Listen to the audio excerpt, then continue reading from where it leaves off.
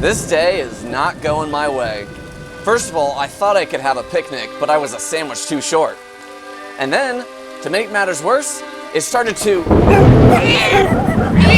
Yeah, rain cats and dogs.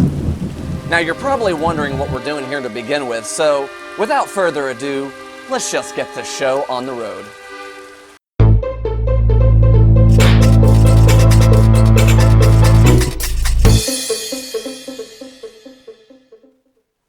It's dangerous out there. There are idioms and cliches all over the place.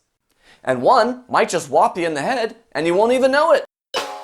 So to make sure these don't rain on your parade, let's talk about them. First up are idioms, which are an expression with a figurative meaning that differs from the literal. We hear idioms all the time, whether it be in our conversations or in the stories we read. Here are some examples. First up, pies. But I know I'm going to get a big bang out of this one. Yes, pies are crowd pleasers, assuming you're not getting one thrown in your face. But if you were to say something was easy as pie, you really mean the task is very simple. Kind of like saying something's a piece of cake. And that would be another idiom. There might be many reasons to be afraid of cats. This isn't what you're afraid of, is it? But if someone were to say, "Cat got your tongue," they mean you're speechless and can't find the words. If someone says you're sitting on the fence, they aren't inviting you to a more comfortable seat in your home. They mean that you're being indecisive, with a connotation that you should quit it. You should be nervous if someone says, "I have a bone to pick with you." It sounds like something a wicked witch would say. You don't seem a bit fatter today. In fact, you seem thinner. There's just no meat on your bones. Not even enough for me to have a nice lunch. But the main takeaway is that the person has a grievance or annoyance with you, which wicked witches usually do. And my favorite idiom, when taken literally, saying there's an elephant in the room figuratively means there's a huge and obvious problem that needs to be taken care of. We need to acknowledge the elephant in the room. Francine, happy birthday. This next part is important to know. Idioms don't translate well into other languages. And if you aren't a native speaker of English, you might find them confusing as you try to decode them literally.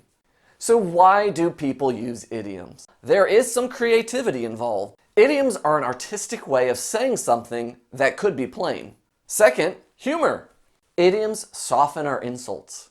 Saying the lights are on but nobody's home will more likely bring a smile to their face rather than offensively calling someone stupid. But while some idioms can be fine in your writing, be careful of its close cousin, the cliché.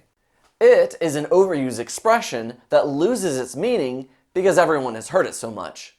Clichés are often idioms that were once unique, but have turned more into an eye roll because of their overuse. For instance, saying that it's raining cats and dogs is an idiom, but it's probably also considered a cliché now because it's been used so much. Another would be, "Don't cry over spilt milk." People who say this mean that the problem you're struggling with isn't a big deal. Doesn't sound very empathetic if you ask me. And that's the big writing flaw of clichés. They are unimaginative ways of getting a point across. They scream that your writing is lazy. And if you're trying to be original and be taken seriously, you should avoid them like the plague. Wait, I stand by what I said. Here are some other examples. The rest is history. It's a lame way to wrap up your story. Go break a leg. Well, that sounds like a painful way to encourage someone to do their best. Telling your sports team that they have to get on the same page. And what if I like a different book altogether? You scared me to death. Better than getting the pants scared off you because that would be embarrassing. I lost track of time. This is every student's excuse when they are late to class. As you can tell, a lot of clichés are idioms. But not all idioms are clichés. Ooh, tricky. So where did some of our common phrases come from? Try William Shakespeare. Yep, the old bard himself has a hand at coining some of our common clichés. Here are a couple. If you've ever been on a wild goose chase, it means a hopeless search for something unattainable. It comes from Romeo and Juliet. If you've ever said that something has come full circle, It means that after a series of events, you're right back where you began. And being in a pickle today means a difficult or uncomfortable situation. So to wrap it all up, what are we to think of clichés? The short and long of it is that clichés can be annoying to your reader or listener, so don't use them if you're trying to be original. How do you spot clichés and idioms? Well, for one, you have to know the culture around you and have some prior knowledge. That can take some time, but the more you listen, you will hear family, friends, and even your favorite entertainment use and overuse certain phrases. Looks like it stopped raining.